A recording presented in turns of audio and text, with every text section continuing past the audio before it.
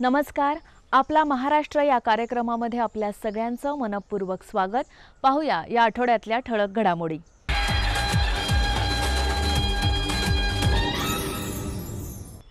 पंतप्रधानांच्या हस्ते श्री संत तुकाराम महाराजांच्या शिळा मंदिराचा लोकार्पण सोहळा नुकताच पार पडला। पाहूया या सोहळ्याची एक झलक। जगद्गुरु संत तुकाराम महाराजांची गाथा इंद्रायणीच्या डोहामध्ये बुडवल्यानंतर अभंग गाथा पाण्यातून तरली।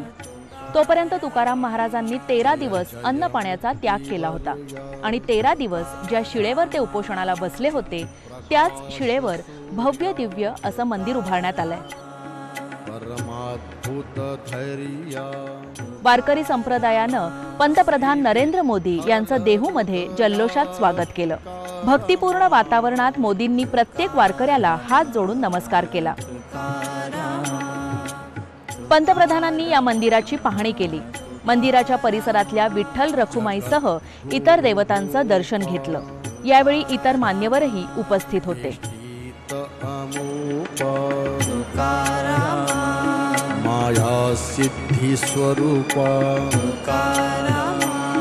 माया तमके तुकाराम तुकाराम तुकाराम तुकाराम तुकाराम अगोचर लक्षी तुकाराम जगतव कुक्षी तुकाराम सर्वांतर साक्षी तुकाराम दैव गुण पक्षे तुकाराम तुकाराम तुकाराम तुकाराम तुकाराम कुमती नरगुंजन। यानंतर पंतप्रधानांनी शिळा मंदिरात प्रवेश करून तुकोबांचं दर्शन घेतलं आणि त्यांच्या चरणी पुष्प अर्पण केलं।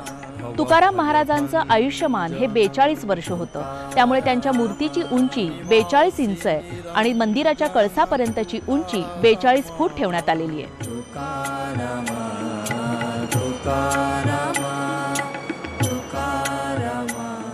पंतप्रधानांच्या हस्ते शिळा मंदिराचं लोकार्पण करण्यात आलं। यावेळी उपमुख्यमंत्री अजित पवार, विरोधी पक्षनेते देवेंद्र फडणवीस, आमदार चंद्रकांत पाटील आदी मान्यवर उपस्थित होते। यावेळी संत तुकाराम महाराजांच्या पादुकांचं पंतप्रधानांनी दर्शन घेतलं।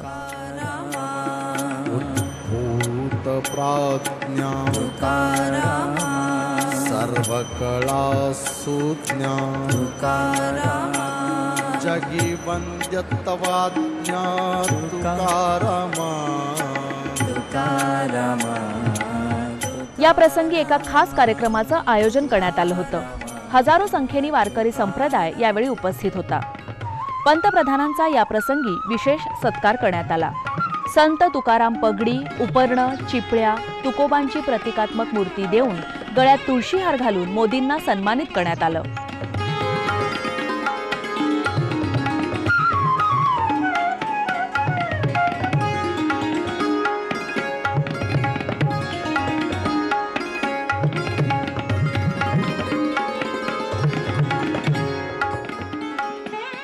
विरोधी पक्षनेते देवेंद्र फडणवीस यावेळी बोलताना म्हणाले, समाजामध्ये ज्या काळामध्ये नैराश्य होतं आणि आपण बघितलं तर यादव साम्राज्य संपल्यानंतर ज्या प्रकारे संपूर्ण समाज छिन्न विछिन्न झाला होता, श्रद्धेच्या जागी अंधश्रद्धा, बुवाबाजी, मोठ्या प्रमाणात कर्मकांड यामध्ये समाज लीन होत होता आणि मोठ्या प्रमाणात शोषण सुरू होतं। त्यावेळी भागवत धर्माची पताका हातात घेऊन आमच्या संतांच्या मांडियाळींनी या महाराष्ट्र धर्माला पुन्हा जागृत केलं, भागवत धर्माला जागृत केलं। या प्रसंगी मारुती बुवा पुरेकर यांच्या समवेत मोदींच्या हस्ते ग्रंथाचं प्रकाशन करण्यात आलं। अध्यात्म आणि देशाच्या विकासाची सांगड घालत पंतप्रधान नरेंद्र मोदी आपल्या भाषणात म्हणाले, श्री विठ्ठलाय नमः।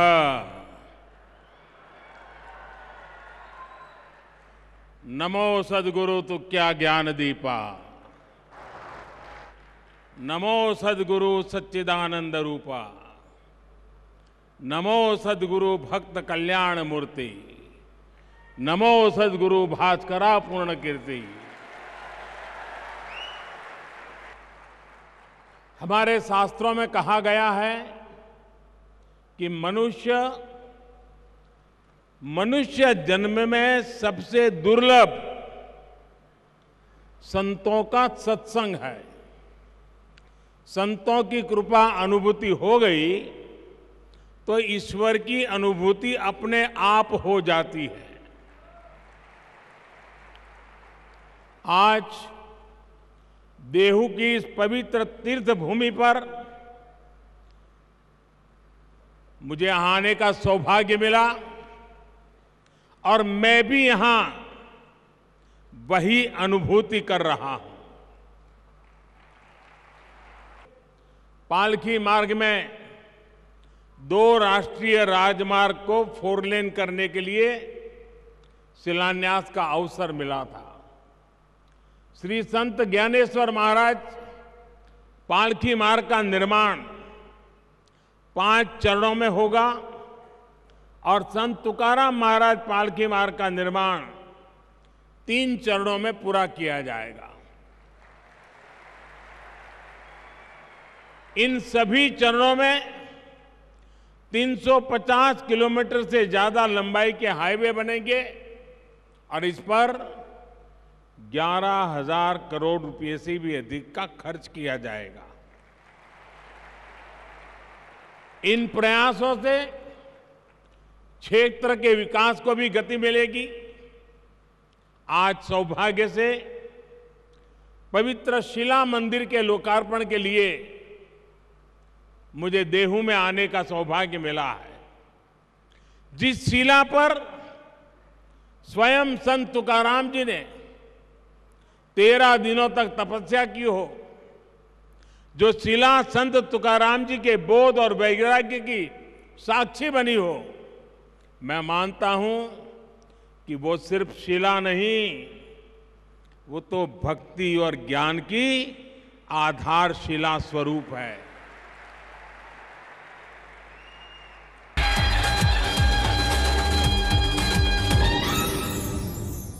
21 जून रोजी जागतिक योग दिवस सगळीकडेच उत्साहात पार पडला। अनेक ठिकाणी या निमित्तानं विविध कार्यक्रमांचं आयोजन करण्यात आलं होतं। जाणून घेऊया याविषयीची सविस्तर माहिती। फुगेवाडी मेट्रो स्थानकामध्ये योगा उत्सव साजरा करण्यात आला। यावेळी केंद्रीय मंत्री नारायण राणे, महामेट्रोचे व्यवस्थापकीय संचालक डॉक्टर ब्रिजेश दीक्षित, राष्ट्रीय निसर्गोपचार संस्थेच्या संचालिका डॉक्टर के सत्यालक्ष्मी, MSMEचे संचालक PL पार्लेवार यासह विविध संस्थांचे पदाधिकारी या ठिकाणी उपस्थित होते। यावेळी योग दिनानिमित्त म्हैसूर इथल्या अंबा पिलास पॅलेस समोर आयोजित करण्यात आलेल्या कार्यक्रमात भारताचे पंतप्रधान नरेंद्र मोदी यांनी स्वतः योगासनं केली आणि सर्वांना योगाचं महत्त्व सांगितलं। हा कार्यक्रम फुगेवाडी स्टेशनवर सर्वांनी LED स्क्रीनवर पाहिला। यावेळी योगाचं महत्त्व सांगत केंद्रीय मंत्री नारायण राणे म्हणाले, हा योगा दिवस आज देशाचं 75 वर्ष स्वातंत्र्याचं अमृत महोत्सव म्हणून साजरा होत असताना आज 75 ठिकाणी योगा दिन साजरा होतोय। एक नाविन्यपूर्ण रीतीने साजरा होतोय। फुगेवाडी इथे झालेल्या कार्यक्रमात 500हून अधिक नागरिकांनी योगासनं केली। योग तज्ञ मार्गदर्शकांनी योगासनांची प्रात्यक्षिके करून दाखवून उपस्थितांकडून व्यायाम करवून घेतला। केंद्रीय मंत्री नारायण राणे आणि इतर पदाधिकाऱ्यांनीही यामध्ये उत्स्फूर्त सहभाग दर्शवला। मानसिक आणि शारीरिक आरोग्यासाठी योगाचं मोठं महत्त्व आहे। या प्राचीन भारतीय पद्धतीला जगमान्यता, राजमान्यता मिळवून देण्यासाठी मोदी सरकारनं मोठा पुढाकार घेतलाय। दरवर्षीप्रमाणे यावर्षी देखील भारतीय आयुष मंत्रालयानं आंतरराष्ट्रीय योग दिनाची थीम निवडली आहे, योगा फॉर ह्युमॅनिटी, अर्थात मानवतेसाठी योग. सूर्याचं दक्षिणायन सुरू होण्याचा हा काळ असल्यानं या संक्रमण काळात योगाचा जास्त फायदा पोहोचतो. म्हणूनच 21 जूनची निवड योग दिनासाठी करण्यात आली आहे. राष्ट्रीय निसर्गोपचार संस्थेच्या संचालिका डॉक्टर के सत्यालक्ष्मी यावेळी म्हणाल्या, सध्याच्या धावपळीच्या युगात योगा मानसिक आणि शारीरिक स्वास्थ्यासाठी किती गरजेचा आहे. महामेट्रोचे व्यवस्थापकीय संचालक डॉक्टर ब्रिजेश दीक्षित याविषयी बोलताना म्हणाले, हमारे फिजिकल और मेंटल दोनों हेल्थ के लिए योगा बहुत बहुत महत्वपूर्ण है और चूँकि national institute of naturopathy Poona में है तो हम दोनों मिलके कोशिश करेंगे कि रेल मेट्रो के स्टेशनों पे हम इस तरह की एक्टिविटीज़ और भविष्य में आयोजित करें जिससे पूना के लोगों को और ज़्यादा योगा और नेचुरोपैथी का एक्सपोजर मिले और हम लोग सब अपनी health both mental end physical अच्छी बनाएं. सूर्यदत्ता ग्रुप ऑफ इन्स्टिट्यूट मध्येही 8वा जागतिक योग दिवस उत्साहात पार पडला. यावेळी सूर्यदत्ता ग्रुप ऑफ इन्स्टिट्यूटचे संस्थापक संचालक संजय चोरडिया, उपाध्यक्ष सुषमा चोरडिया, सहाय्यक उपाध्यक्ष स्नेहल नवलखा आदी मान्यवर उपस्थित होते. यावेळी झालेल्या योग प्रात्यक्षिकात सुद्धा या मान्यवरांनी सहभाग घेतला होता. सलग 3 तास 300 कर्मचारी, 3000 विद्यार्थी आणि सहकारी यांनी ऑफलाईन ऑनलाईन पद्धतीने संगीताच्या तालावर योग साधना केली. ताल आरोग्यम योगथॉन 2022 हा विश्वविक्रम सूर्यदत्तातर्फे करण्यात आला आणि या 3 तासापलीकडे 1 तास सूर्यनमस्कार घालणाऱ्या विद्यार्थ्यांना, कर्मचाऱ्यांना यावेळी सन्मानित करण्यात आलं. शालेय विद्यार्थी ते PhDचे विद्यार्थी यांचा यामध्ये उत्स्फूर्त सहभाग होता. आजच्या आधुनिक युगात सर्व शारीरिक मानसिक आजारांना शरीरापासून दूर ठेवण्यासोबतच योगाचा प्रत्येकाच्या जीवनावर सकारात्मक प्रभाव पडतो.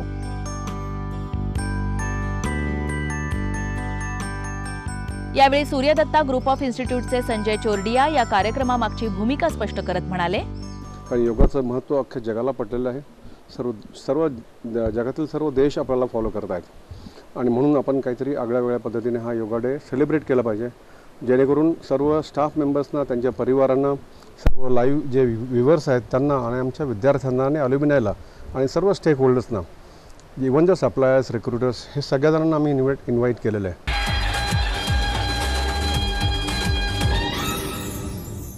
पुणे मॅनेजमेंट असोसिएशनचा 46वा वर्धापन दिन नुकताच पार पडला. जाणून घेऊया याविषयीची अधिक माहिती. या प्रसंगी गणेश वंदनेनं कार्यक्रमाला सुरुवात करण्यात आली.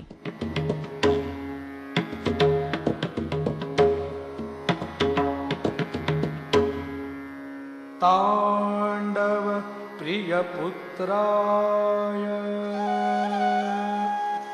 तांडव प्रियरूपिण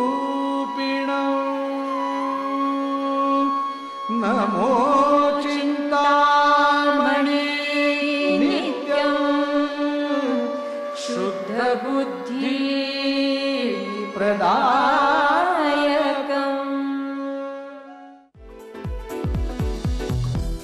मान्यवरांच्या हस्ते दीप प्रज्वलन करण्यात आलं.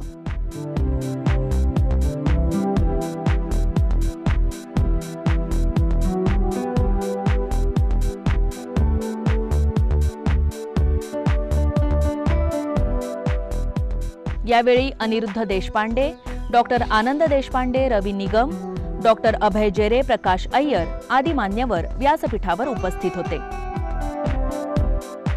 यावेळी मान्यवरांचे सत्कार करण्यात आले.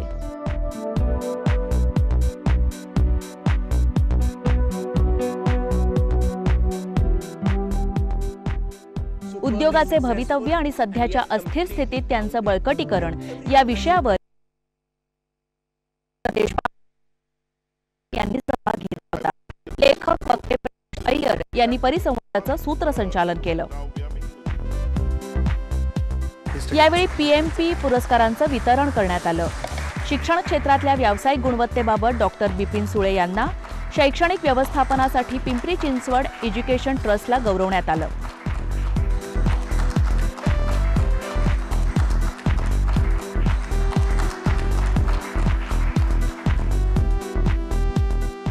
उपस्थित मान्यवरांनी या कार्यक्रमासंदर्भात आपलं मनोगत व्यक्त केलं. I felt really good award मिळाल्याबद्दल आणि आजचा प्रोग्राम पण चांगला वाटला. असेच मॅनेजमेंट आणि अकॅडमी यांचे कार्यक्रम जर वारंवार झाले तर आपल्या देशाची प्रगती फार लवकर होईल असं मला वाटतं. भारतातले अग्रगण्य उद्योगपती पद्मभूषण शंतनुरावजी किर्लोस्कर, निळकंठरावजी कल्याणी, चंद्रकांतजी किर्लोस्कर, वसंतराव वैद्य आणि CV जोग असे नामवंत एकत्र येऊन ही संस्था सुरू केली. मॅनेजमेंट सायंटिफिक प्रिन्सिपल्स प्रमोट करणे हा सुरुवातीचा उद्देश होता. या क्षेत्रामध्येच प्रामुख्यानं ही संस्था जी स्थापन झाली त्यावेळी मॅनेजमेंट हे नवीन क्षेत्र निर्माण झालं होतं आणि मॅनेजमेंटच्या क्षेत्रामध्ये मोठ्या प्रमाणावर ज्ञानाची वाढ होत होती आणि ती ज्ञानाची वाढ जे एक्झिस्टिंग प्रॅक्टिसिंग मॅनेजर्स आहेत त्यांच्यापर्यंत कशी पोचवायची त्या संदर्भात त्या संस्थेची स्थापना झाली होती आणि तेच कार्य आम्ही याच्यामध्ये पुढे चालू ठेवणार आहोत. ज्ञान संचय करायचा आहे मॅनेजमेंट या विषयामधला आणि त्यासाठीच आम्ही पुणे मॅनेजमेंट असोसिएशनमध्ये मॅनेजमेंटच्या प्रत्येक व्हर्टिकलसाठी वेगवेगळं सेंटर ऑफ एक्सलन्स केलेलं आहे. PMA ही अशी एक संस्था आहे जी स्टुडंट लेवलला पण काम करते, एंटरप्रेनर लेवलला पण काम करते आणि कॉर्पोरेट लेवलला पण काम करते. PMAचे उपाध्यक्ष संजय गांधी यावेळी बोलताना म्हणाले, सिनियर मॅनेजमेंट लेवलला जे इश्यूज येतात प्रिन्सिपल्स लेवलला सिनियर पॉलिसी तयार करतानाचे त्यामध्ये आमचं इंटरॅक्शन आहे, त्यामध्ये आम्ही काम करतो आणि निश्चितपणे एक चांगलं असं स्टार्टअप्स, चांगले असे एंटरप्रेनर्स आम्हाला घडवायचे आहेत.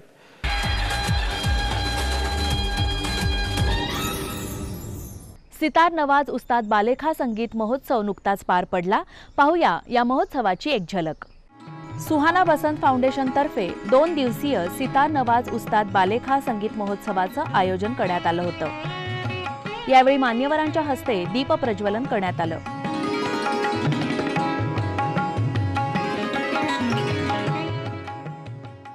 या प्रसंगी पंडित विजय कोपरकर यांनी गायन सादर केलं.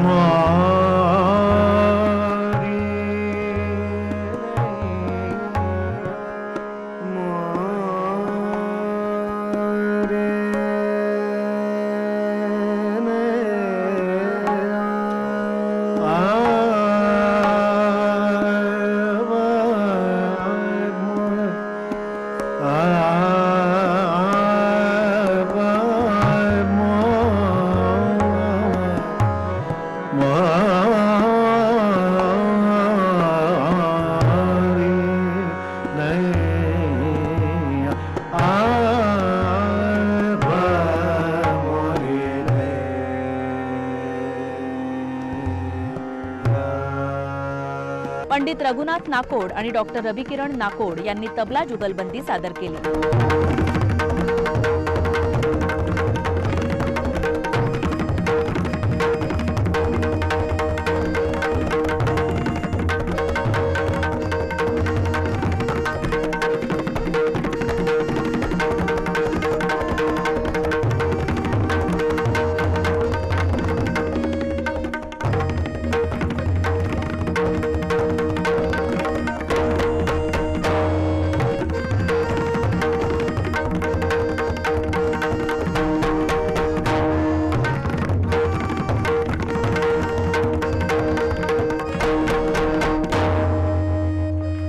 सुहाना बसंत फाउंडेशनचे सदस्य सुमित रेखी या महोत्सवाविषयी बोलताना म्हणाले, पुण्यामध्ये 2 दिवसीय सितार नवाज उस्ताद बालेखान संगीत महोत्सव आम्ही आयोजित केला आहे.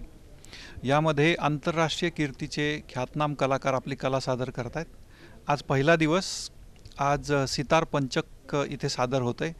5 उस्ताद धारवाड घराण्याचे एकत्र सितार सादरीकरण करतात. आनंद देशमुख म्हणाले, या परंपरेतल्या 3 पिढ्या ह्या धारवाडला वास्तव्यात असल्यामुळे रफिक खान आपल्या सर्वांना अभिमानानं आपल्या घराण्याचा उल्लेख धारवाड घराणे असा करतात आणि आपल्याही दृष्टीने अत्यंत अभिमानाची अशी ती गोष्ट आहे. आणि 7 पिढ्यांचा वारसा लाभल्यामुळे रफिक खान हेही वयाच्या 9व्या वर्षीपासून सतार वादनाकडे वळले. वडिलांच्या बरोबरच उस्ताद बालेखान यांचंही मार्गदर्शन लाभल्यामुळे रफिक खान यांचं सतारवादन उत्तरोत्तर बहरत गेलं. धारवाड घराण्याचे उस्ताद छोटे रहमत खा, उस्ताद रफिक खा, उस्ताद शफीक खा, उस्ताद रईस बालेखा आणि उस्ताद हाफिज बालेखा यांनी यात एकत्रितरित्या सतार वादन केलं.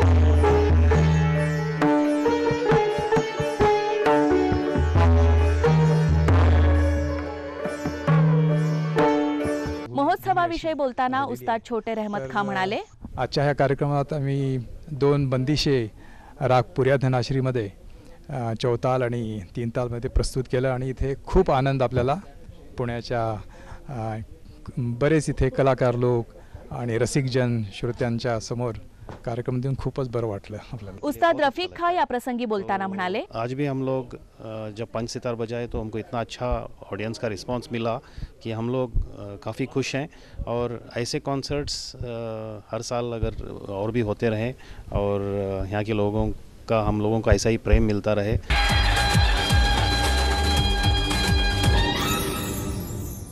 पुण्याचं श्रद्धास्थान असलेल्या दत्त मंदिर ट्रस्टचा 125वा वर्धापन दिन सोहळा नुकताच पार पडला। पाहूया या सोहळ्याची एक झलक।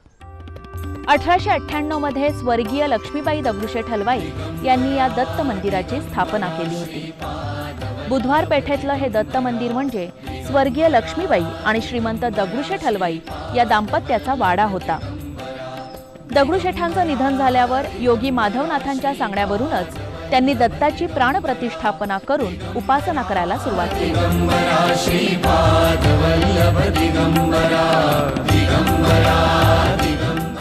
अखिल भारतीय त्रिपदी परिवाराचे प्रमुख बाबा महाराज तराणेकर यांच्या हस्ते प्रतिमाचं पूजन करण्यात आलं।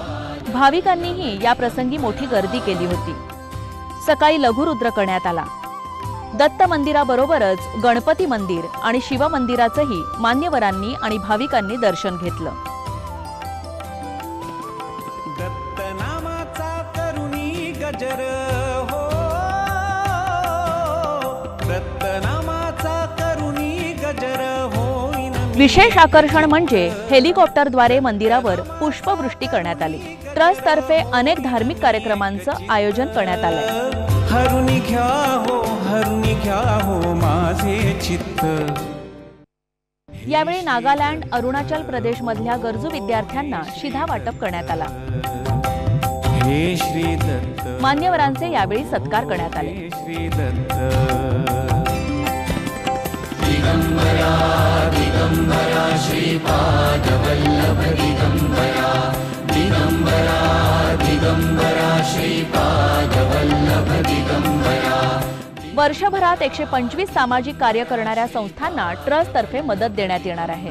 तसंच सामाजिक, धार्मिक आणि सांस्कृतिक कार्यक्रमांचंही आयोजन ट्रस्ट तर्फे करण्यात येणार आहे। दिगंबरा दिगंबरा दिगंबरा श्रीपाद वल्लभ दिगंबरा।